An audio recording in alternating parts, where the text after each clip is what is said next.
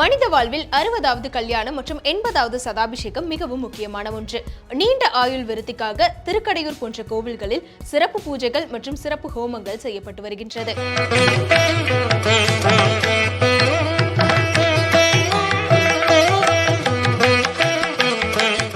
இன்று முதல் சேலத்துல இந்த மாநாடு கூட்டி இவ்வளவு பெரிய ஒரு அற்புதமான நடிப்பை வெளிப்படுத்துறதுனால இன்று முதல் ஒரு செவாலியே டாக்டர் சிவாஜி கணேசன் ராமதாஸ் என்று அழைக்கப்படுவார் அப்படின்னு தான் நினைக்கிறேன். அவரோட இந்த நாடகம் வன்னிய இன மக்கள் மத்தியிலேயோ இல்ல தமிழக மக்கள் மத்தியிலேயோ எடுபடாது. அவர் ஒரு ரிட்டையர்டு கர்னல். அமைதியா வீட்டுல இருந்து அன்புமணியை முன்னாடி விட்டு பின்னாடி இருந்து உட்கார்ந்து அழகு பாக்குறத விட்டுட்டு இந்த வயசுல தோல் முறுக்கிட்டு திடம் புஜம் தட்டிக்கிட்டு அவர் போறாரு அப்படின்னா அவர் முழுக்க முழுக்க தான் மகனை டேமேஜ் ஆக்கணும், தான் வளர்த்த கட்சியை டேமேஜ் ஆக்கி அது மூலமா அதிமுக கூட்டணிக்கு போற ஆதரவுக்கு எடுத்து திமுகவுக்கு 3ஆம் தர வேலை பார்க்கணுங்கிறது அவருடைய தெளிவான நோக்கம். மார்க் மை வேர்ட்ஸ், இது நடக்குதா இல்லையான்னு பாருங்க. அவர் திமுகவுக்கு தான் போகார். என் அன்பு இளவல், என் உடன்பிறப்பு, என் ரத்தத்தில் கலந்து விட்ட தம்பி திருமாவளவன் டைலாக் விடுறாரா இல்லையான்னு பொறுத்து வந்து பாரு சார். ஆனா அவர் தான் தெளிவா சொல்லிட்டாரு, என்னோட கூட்டணி அப்படின்றது வந்து திமுகவோட இருக்காது அப்படின்றத சொல்லிட்டாரே தெளிவா. இப்ப நீங்க சொல்றீங்க அவர் திமுக கூட தான் போவாரு அப்படின்ற மாதிரி நீங்க சொல்றீங்க. எடப்பாடி பழனிசாமி பார்த்து உங்க கூட்டணியை உறுதி செய்வதை தடுப்பது எது? அதான் மரியாதைக்குரிய மூத்த மருத்துவருக்கு என்னுடைய கேள்வி. நீங்க கூட்டம் போட்ட இடத்துல இருந்து ஒரு 700 மீட்டர்ல தான் திரு எடப்பாடி பழனிசாமியோட வீடு இருக்குது. அங்க போய் நீங்க கூட்டணி அறிவிக்கலாம்.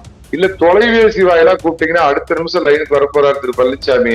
இங்க உட்காந்து டிராமா போட்டுக்கிட்டு நடிச்சுக்கிட்டு ஆக்டிங் போட்டுக்கிட்டு கிளீசரின் போட்டுக்கிட்டு ஒரு காலத்துல நீங்க ஏற்ற சினிமா விட்டுக்கிற சினிமா நடிகர் எல்லாம் போடுற கிளீசரினை கண்ணுக்குள்ள விட்டுக்கிட்டு இன்னைக்கு இந்த ஆக்டிங் விடுறீங்களா?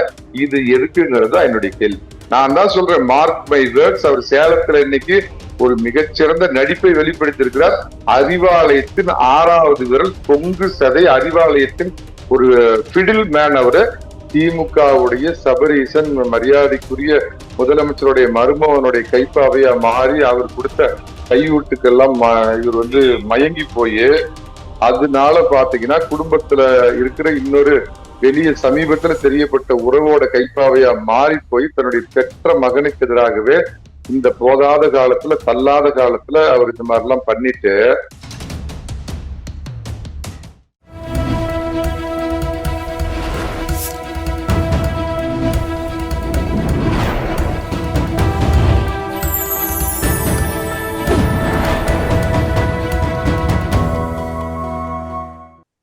நேர்களுக்கு வணக்கம். இன்று நம்முடன் நேர்காணலில் இணைந்திருப்பது அரசியல் விமர்சகர் சேலம் மணிகண்டன் அவர்கள். சார் வணக்கம் சார். சார், இப்போ வந்து பாட்டாளி மக்கள் கட்சி ராமதாஸ் ஐயா அவர்கள் சார்பில் வந்து ஒரு பொதுக்கூட்டம் நடந்திருக்கு. அதுல அவர் வந்து கண்ணீர் மல்க வந்து ஒரு கருத்தை பதிவிடுறாரு. என்னன்னா, நான் வளர்த்த பையன் என் நெஞ்சில ஏறி மிதிக்கிற மாதிரி ஒரு உணர்வு எனக்கு இருக்கு அப்படின்னு சொல்றாரு. இது அவங்க அம்மா அவங்க கனவுல வந்து சொல்றாங்க, நீ பையனை சரியா வளர்க்கல அப்படின்ற மாதிரி அவர் கழுத்து சொல்லி ரொம்ப மன வருத்தத்தோட பேசியிருக்காரு. இதை பத்தி நீங்க என்ன சார் நினைக்கிறீங்க? மேல் சோதனை போதுமடா சாமி அப்படின்னு அந்த காலத்துல தங்கப்பதக்கம் மரியாதைக்குரிய சிவாஜி கணேசன் அவர்களுடைய நடிப்பு அப்படியே இன்னொரு முறை அப்படி யதார்த்தமா பார்த்த மாதிரி இருக்குது. சேலம் மாநாட்டுல வந்து மரியாதைக்குரிய மூத்த ராமதாஸ், வயோதிக ராமதாஸ் அவர்களுடைய இந்த நல்ல நடிப்பை நானும் பார்த்தோமா. இன்று முதல் சேலத்துல இந்த மாநாடு கூட்டி இவ்வளவு பெரிய ஒரு அற்புதமான நடிப்பை வெளிப்படுத்துறதுனால இன்று முதல் ஒரு செவாலியே டாக்டர் சிவாஜி கணேசன் ராமதாஸ் என்று அழைக்கப்படுவார் அப்படின்னு தான் நினைக்கிறேன். அதாவது ரஜகதை எல்லா படையும் பயன்படுத்தி பார்க்கலாம் அப்படின்னு பயன்படுத்தி பார்த்துட்டு தான் பின்னாடி இருக்கிறது வந்து ரியல் பாமக இல்ல, எல்லாம் வந்து ரிட்டையர்டு பாமக, முட்டி போனது, முழங்கால் போனது, வாய்தா போனது, வயசானது, வாய் பேச முடியாதுதான் நம்ம பின்னாடி இருக்கிறாங்க. ஒட்டுமொத்த கட்சியும் இன்னைக்கு வந்து அன்புமணி பின்னாடி இருக்குது அப்படிங்கறத புரிஞ்சுக்கிட்டு இந்த எல்லாருமே பெண்களை பத்தி ஒரு பலகீனமான ஒரு வார்த்தை சொல்லுவாங்க. உடனே இதுக்கு இந்த பெண் போராளிகள்லாம் என்ன எடுத்து ஏற்கப்பாடு சுற்ற போறாங்க. அவருடைய உச்சபட்ச ஆயுதம் அப்படிங்கிறது கண்ணீர் அப்படிம்பாங்க. ஏன்னா பெண்களுடைய கண்ணீருக்கு ஒரு மரியாதை உண்டு, ஒரு மகத்துவம் உண்டு. ஒரு குடும்ப பிரச்சனை ஏதாவதுன்னா அப்ப நான் சொல்றது நீங்க கேட்கலையா அப்படின்னு பெண் வந்து ஒரு கண்ணீர் விட்டாங்க அப்படின்னா அதுக்கு நிச்சயமா எல்லாருமே மெல்ட் ஆயிடுவாங்க. அதுக்கு அந்த மகத்துவம் உண்டு. அந்த மாதிரி தன்னுடைய இறுதி ஆயுதமா அவர் என்ன பண்றாருன்னா மக்கள் முன்னாடி எல்லாரும் மீடியா பாக்குறதுக்கு முன்னாடி அழுகிறாரு. மிகச்சிறந்த நடிப்பாற்றலை வெளிப்படுத்துறாரு. மருத்துவர், ஒரு காலத்துல ₹1 ஊசி போட்டுட்டு இருந்தவர், 50 காசுக்கு ஊசி போட்டுட்டு இருந்தவர் அப்படின்னு அறியப்பட்டவர். மருத்துவரை தாண்டி இதுக்கு உள்ள ஒரு சிவாஜி கணேசன் இருக்கிறார் அப்படிங்கறது இன்னைக்கு தான் புரிஞ்சுக்கிட்டேன். ம். அரங்குக்குள்ள நடைபெற வேண்டியதை, அரங்குக்குள்ள பேச வேண்டியதெல்லாம் பொது வெளியில போட்டு உடைச்சு, இவரே தான் ஒரு காலத்துல என்ன சொன்னார்னா, நான் என் குடும்பத்துல யாராவது சட்டமன்றத்திலயோ பாராளுமன்றத்திலயோ நானும் கால் மிதிச்சா சவுக்கு எடுத்து அடிங்க, குடும்பத்துல இருந்து நாங்க யாராவது அரசியலுக்கு வந்தா எங்களை முச்சந்தியில நிறுத்தி கேள்வி கேளுங்க, எங்களை முறத்தால அடிங்க அப்படின்லாம் டைலாக் பேசினாரு. அப்புறம் ஆக சிறந்த அன்புமணிய மாதிரி ஒரு அறிவாளி விட்டாருன்னு சொல்லி அவரை ப்ரொமோட் பண்ணாரு. எல்லாம் பண்ணிட்டு ஒரு நீங்க அந்த அந்த புள்ளிய, அந்த தொடர்ச்சி, அந்த தொடர் புள்ளியை நீங்க பாத்தீங்கன்னா தெரியும். ஆரம்ப புள்ளின்னு சொல்லுவாங்கல்ல அத. திரு அமித்ஷா அவர்கள் இங்க வந்து திரு எடப்பாடி பழனிசாமியோட கூட்டணி அறிவிச்ச 7 மாதத்துக்கு முன்னாடி இன்னொரு பக்கம் பாமகவும் இந்த கூட்டணியில் தொடர்கிறது. சோ பாமக அதிமுகவோடு நாங்கள் சேர்கிறோம், பாஜகவும் சேருதுன்னு ஒரு தேசிய ஜனநாயக கூட்டணியை அன்னைக்கே கிட்டத்தட்ட ஒரு ஒரு நல்ல நிலைமை கொண்டு வரலாம் அப்படிங்கிற எண்ணத்துல வந்து அமித்ஷா அவர்கள் இதை புரிஞ்சுக்கிட்ட திமுகவுடைய சபரீசன், மரியாதைக்குரிய முதலமைச்சருடைய மருமகனுடைய கைப்பாவையா மாறி அவர் கொடுத்த கையூட்டுக்கெல்லாம் இவர் வந்து மயங்கி போய், அதனால பாத்தீங்கன்னா குடும்பத்துல இருக்கிற இன்னொரு வெளிய சமீபத்துல தெரியப்பட்ட உறவோட கைப்பாவையா மாறி போய் தன்னுடைய பெற்ற மகனுக்கு எதிராகவே இந்த போதாத காலத்துல, தள்ளாத காலத்துல அவர் இந்த மாதிரி எல்லாம் பண்ணிட்டு, இப்ப வந்து எதை பண்ணியும் வன்னிய இன மக்கள் வந்து தன்னுடைய இன மக்கள் வந்து, ஏன்னா ஒரு விதத்துல எனக்கு அவரை பத்தி விமர்சனம் பண்றதுக்கு ஓரளவு உரிமை உண்டு. நான் அவருக்கு ஒரு தூரத்து உறவின் அப்படிங்கிற முறையில நான் சொல்றேன். அவர் நீலி கண்ணீர், நிஜ கண்ணீர் இல்ல, முதலை கண்ணீர் நடிக்கிறார். மக்கள் முன்னாடி, வன்னிய இன மக்கள் முன்னாடி தன்னுடைய அனுதாபத்தை தேர்றதுக்கு நீலி கண்ணீர் வடிக்கிறார். இதுக்கு அவ்வளவுதான் வேல்யூ. நீங்க நல்லா எழுதி வச்சுக்கங்க.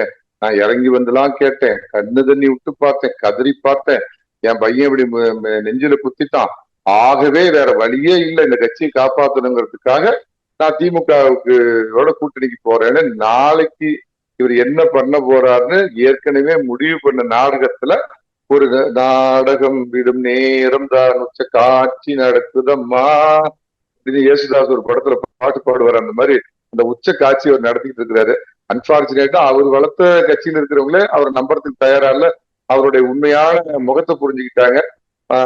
பிட்டியான் டாக்டர் ராமதாஸ், அவ்வளவுதான் சொல்ல முடியும்.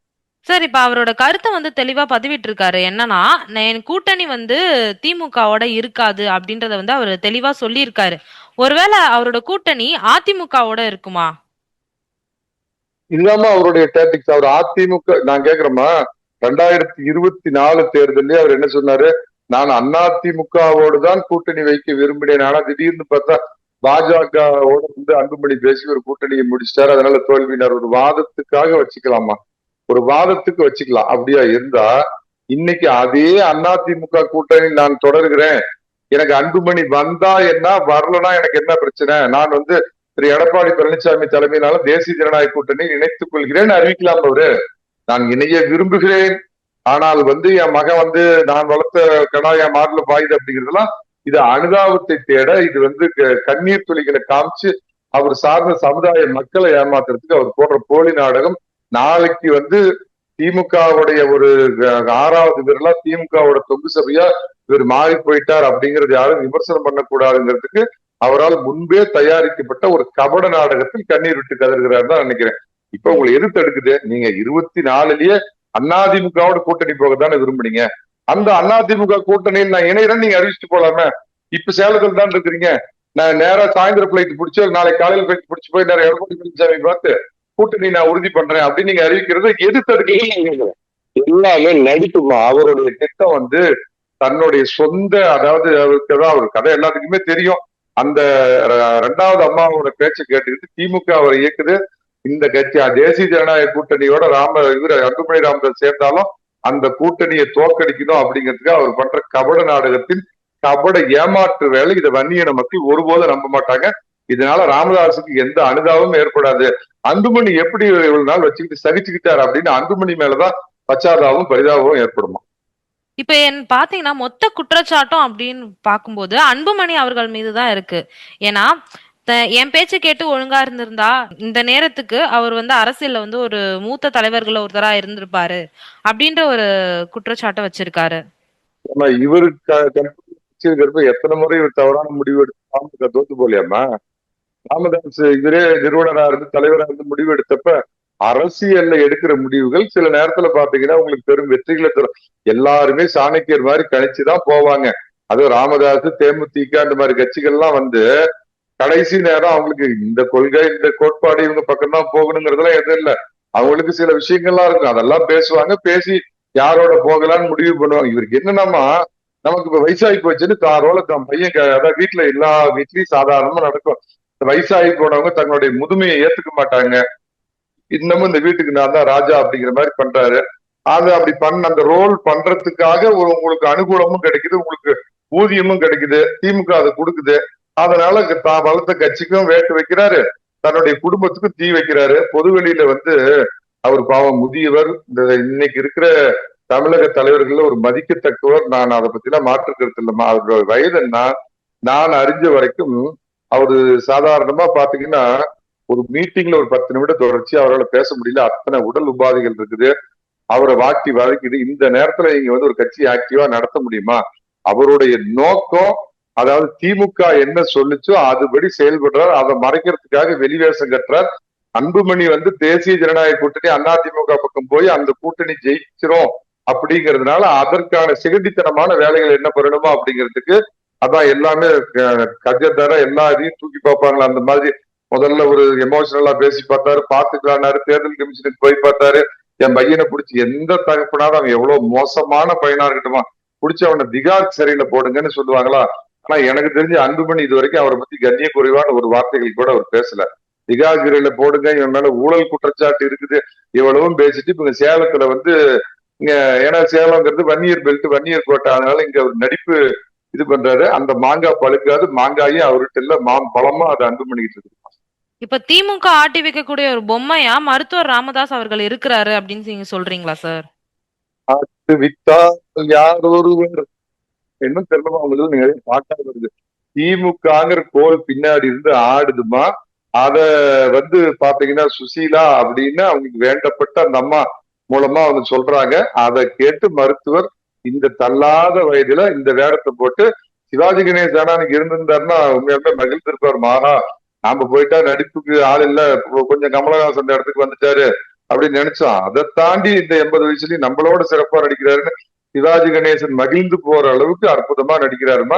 அவரோட இந்த நாடகம் வன்னிய இன மக்கள் மத்தியிலேயோ இல்ல தமிழக மக்கள் மத்தியிலேயோ எடுபடாது. அவர் ஒரு ரிட்டையர்டு கர்னல், அமைதியா வீட்டுல இருந்து அன்புமணியை முன்னாடி விட்டு பின்னாடி போயிருந்து உட்காந்து அழகு பாக்குறத விட்டுட்டு இந்த வயசுல தோல் முறுக்கிட்டு திடம் புஜம் தட்டிக்கிட்டு அவர் போறாரு அப்படின்னா அவர் முழுக்க முழுக்க தான் மகனை டேமேஜ் ஆக்கணும், தான் வளர்த்த கட்சியை டேமேஜ் ஆக்கி அது மூலமா அதிமுக கூட்டணிக்கு போற ஆதரவுக்கு எடுத்து திமுகவுக்கு 3ஆம் தர வேலை பார்க்கணுங்கிறது அவருடைய தெளிவான நோக்கம்.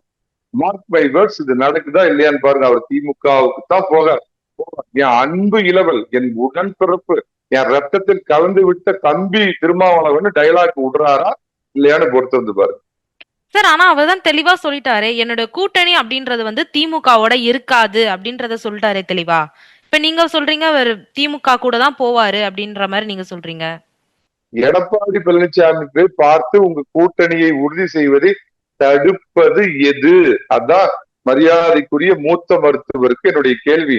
இவ்வளோ நீங்க ரொம்ப ஆசைப்படுறீங்க, உங்களோட உண்மையான இது வந்து அதிமுகவோட தான் சேரணும், இந்த திமுகவோட இந்த திராவிட மாடல் ஆட்சி தூக்கி எறியணும், இந்த 2026 இந்த ஆட்சிக்கு ஒரு சமாதி கட்டணும் அப்படிங்கிற அளவுக்கு இவ்வளவு தெல்ல தெளிவா இருக்கிற ஐயா மருத்துவர் அவர்களே, நீங்க கூட்டம் போட்ட இடத்துல இருந்து ஒரு 700 மீட்டர்ல தான் திரு எடப்பாடி பழனிசாமியோட வீடு இருக்குது. அங்க போய் நீங்க கூட்டணி அறிவிக்கலாம். இல்ல தொலைபேசி வாயிலா கூப்பிட்டீங்கன்னா அடுத்த நிமிஷம் லைனுக்கு வரப்போறாரு திரு பழனிசாமி. நான் நாளைக்கு வந்து உங்களுக்கு சென்னையில எங்க இருக்கிறாருன்னு தெரியல, பொதுச்செயலர் சேலத்திலேயே சென்னையில தான் அனைவரும் இருக்காருன்னு நினைக்கிறேன். நான் வந்து நாளைக்கு அறிவிக்கிறேன்னு உங்க கூட இருக்கிற 4 நிர்வாகிகளோட கூட்டு போய் அறிவிக்கலாம. அதை தடுப்பது எது? அதை விட்டுட்டு இங்க உட்காந்து டிராமா போட்டுக்கிட்டு நடிச்சுக்கிட்டு ஆக்டிங் விட்டுக்கிட்டு கிளீசரின் போட்டுக்கிட்டு ஒரு காலத்துல நீங்க எடுத்து சினிமா விட்டுக்கிற சினிமா நடிகர் எல்லாம் போடுற கிளீசரினை கண்ணுக்குள்ள விட்டுக்கிட்டு இன்னைக்கு இந்த ஆக்டிங் விடுறீங்களா? இது எதுக்குங்கிறது தான் என்னுடைய கேள்வி. சார் இப்போ ஒருவேளை மருத்துவர் ஐயா அவர்கள் வந்து அதிமுகல சேருறாரு அப்படின்னா, அது அதிமுக காரர்கள் வந்து அத ஏத்துப்பாங்களா? எடப்பாடி பழனிசாமி அவர்கள் ஏத்துப்பாங்களா அத? நீங்க இவ்வளவு இதா சொல்றீங்க, அதாவது எனக்கு இவ்வளவுதான் ஆசை இருக்கு, அவருக்கு என்ன எடப்பாடி பழனிசாமிக்கு என்ன பிரச்சனை இருக்கு போது?